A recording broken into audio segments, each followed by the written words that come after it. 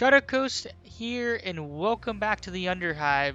In this episode, we are discussing the Deadeye career or class and focusing on stats, traits, skills, and weapons and gear to make your Deadeyes the best fighters on the battlefield.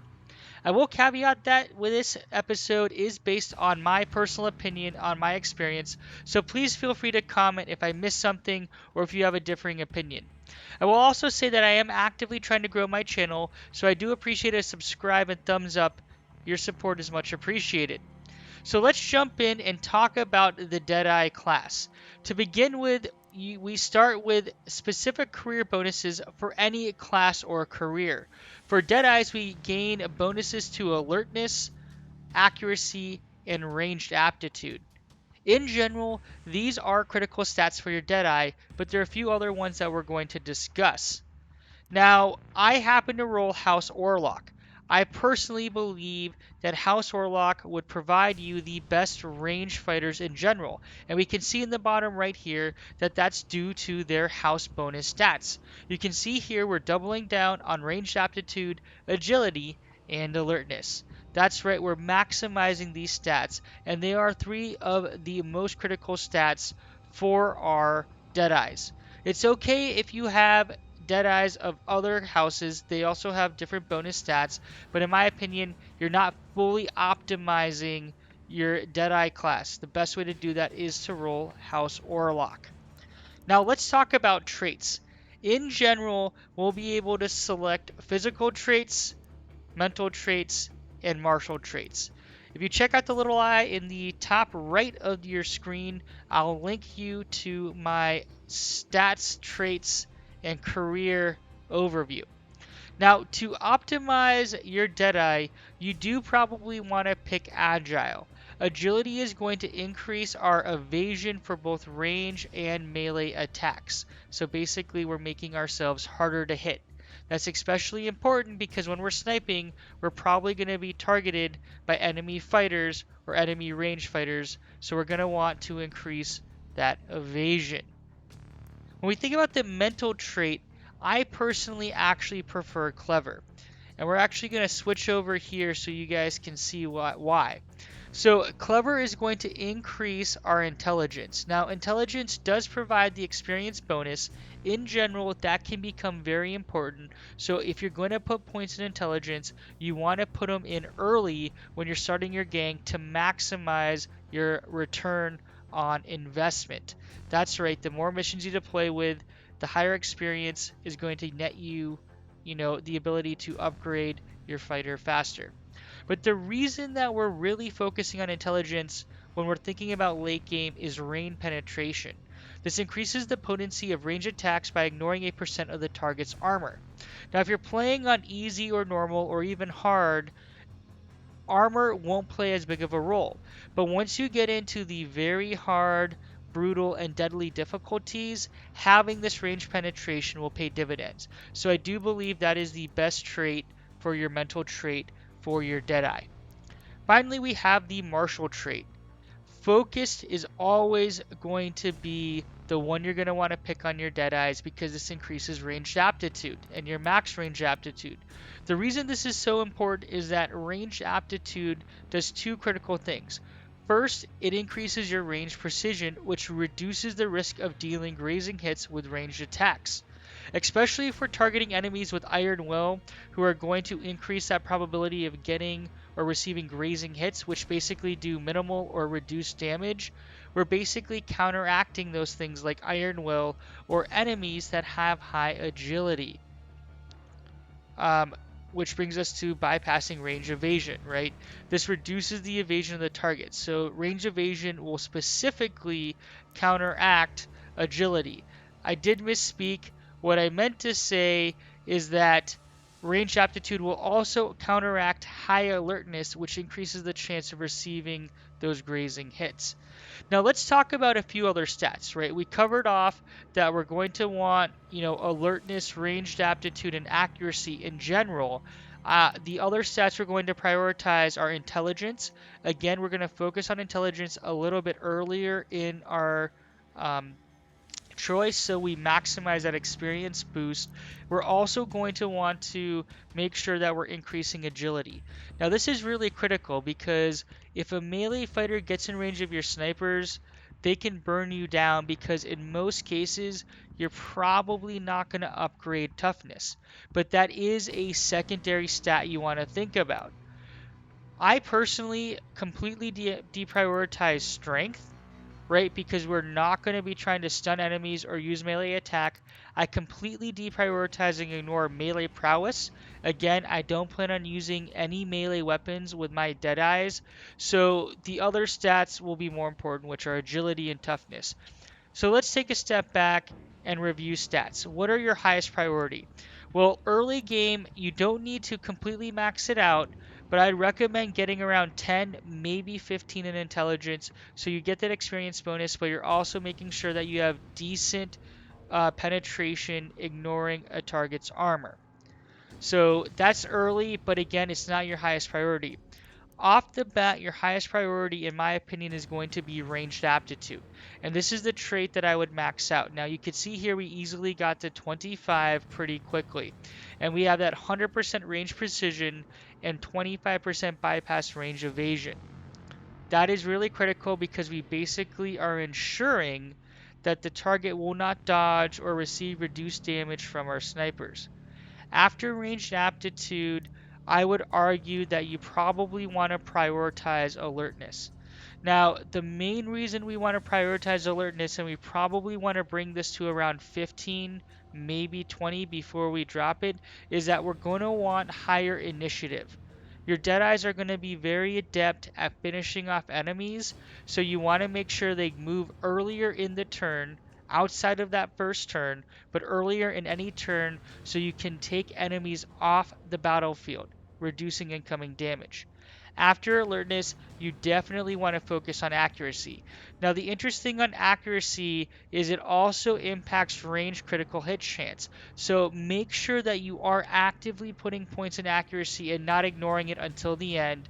This is the one. What I like to do is if I put 2 points in ranged aptitude, I'll put 1 point in alertness and 1 point in accuracy. That's what I like to do. I say 2, 1, 1. Once we get to a certain level of alertness, we're going to go full on accuracy and ranged aptitude.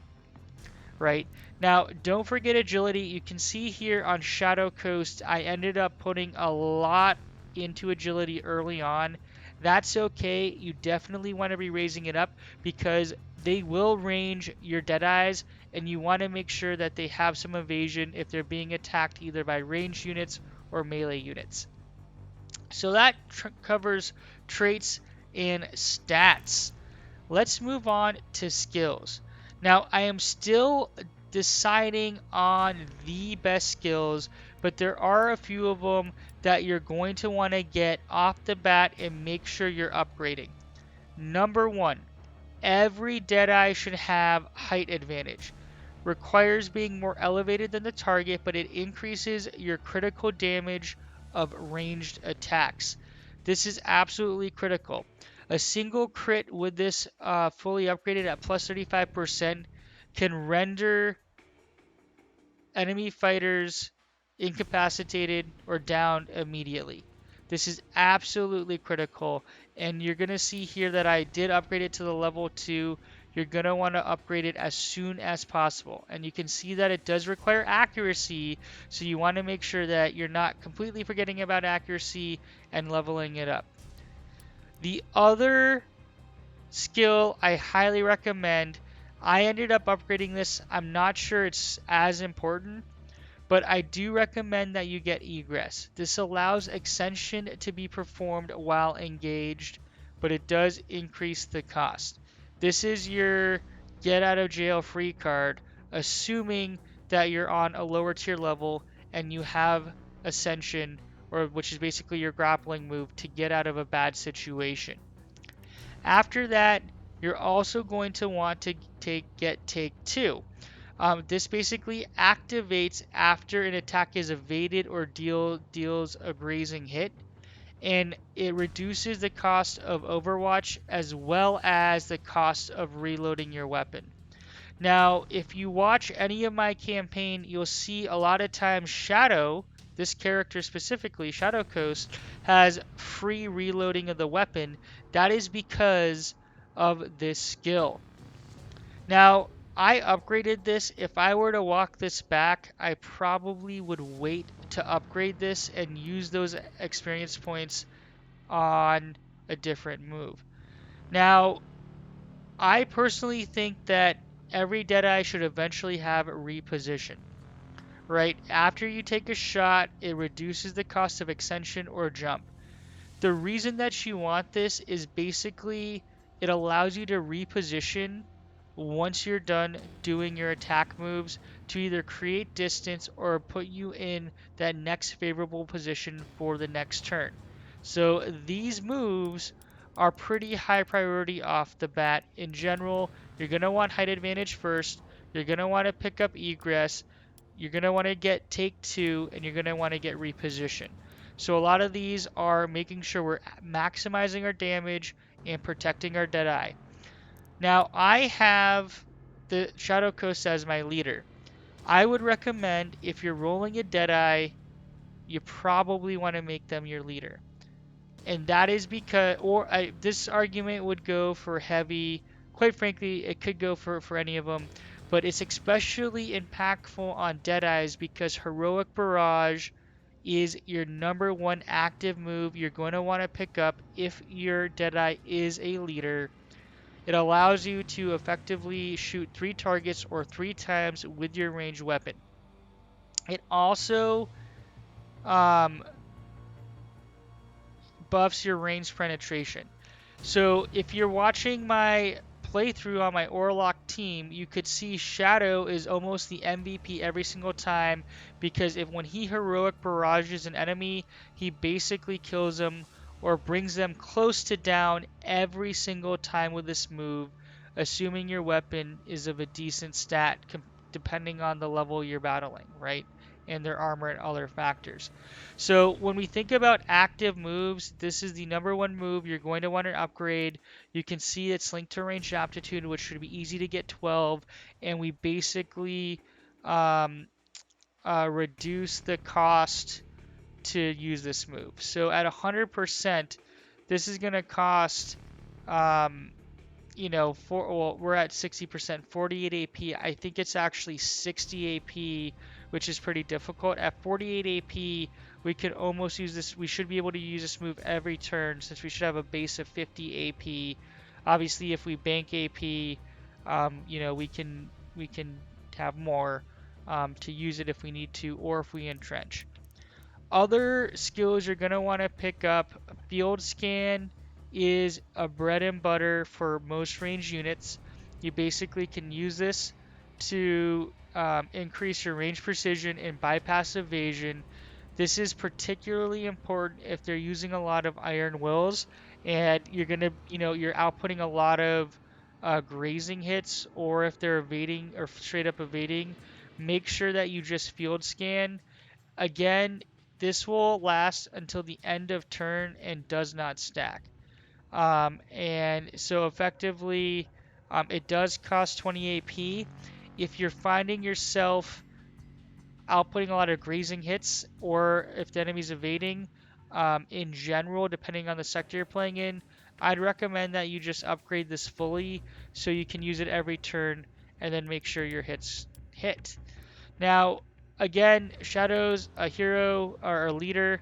I personally like Heroic Call to Arms. If you look at this, this is a pretty powerful move. It's basically area of effect 10 meters, right? Affects all allies within range, plus 25% bypass range evasion, removed if user is stunned. So at the beginning of the mission, you're going to want to buff your team. If you can pop this one off, you're going to be more likely to hit enemies. Now, there are a few other Deadeye skills that I would recommend taking in general. Mark Target is a really good one. Now, it not only reduces range evasion, but you're actually also reducing the initiative permanently until the end of battle of an enemy. This is hugely impactful, especially considering when you take on more difficult sectors because their initiative is so freaking high. So you're going to want to pick Mark Target. Now, grapnel shot, and in full transparency, I have not properly used Mark Target in my playthrough, and that's something that I need to improve upon and change. Grapnel shot, I um I personally don't really use it, so if you like it and I'm missing something, I don't necessarily think it's that good. Trick shot, attack 2 times with active ranged weapon, can select 1 to 2 targets with reduced hit precision. This is a pretty important move for your non-heroic units or leader units. If you have your leader units, you're gonna want to pick up heroic barrage every time over trick shot. We will be picking up trick shot on our other Deadeyes. Double tap. This one is okay. Um, Given the cost of this move, I just don't think it makes sense to grab unless you have super high, um, a super high level weapon where you're gonna want to increase the hit chance. It just, like when you look at this is 50 AP for trick shot.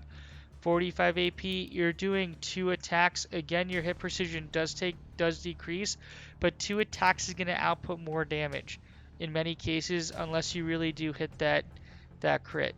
Um, Now, if you do critical, you get the plus 25 AP, which is super awesome. I would always pick trick shot over double tap, in my opinion. We also have advanced aim.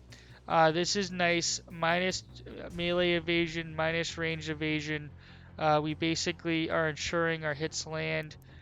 You can pick this up if you're having trouble taking out enemies. I did pick this up on one of my regular Deadeyes. I don't use it that often just because I'm prioritizing stats in a way to make these not as necessary. There are some other skills in general. You might consider readiness, which increases precision.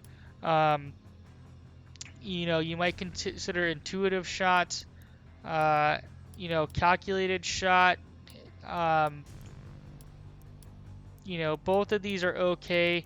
I would pick the Deadeye skills over these in general. Preparation is nice. If you're using a lot of chems and other stuff and you need to get that initiative up, you might consider it. These are what I call secondary in my book. The other move that I would strongly consider picking up, and we will eventually pick up with Shadow, is Delay. I think Delay is a really, really powerful move, and it definitely, you can see here in initiative, it increases your AP, MP per the round. This is an awesome move. You're going to want to be moving, where if you're just not in the right position or can't get in the right position, pop delay and then be more deadly your next turn. Iron Will, uh, in general, this would be a good move. I try to position my fighters so they're not taking a lot of damage, so I don't really pick this up, but if you're having a melee heavy team, this move is pretty important.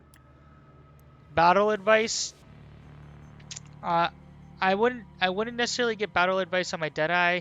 I would hit my Deadeye with battle advice. And the reason that I would buff my Deadeyes with battle advice is we basically allow them to entrench, get another shot off, and then we're saving their movement, right? Allowing them to put distance between enemy fighters.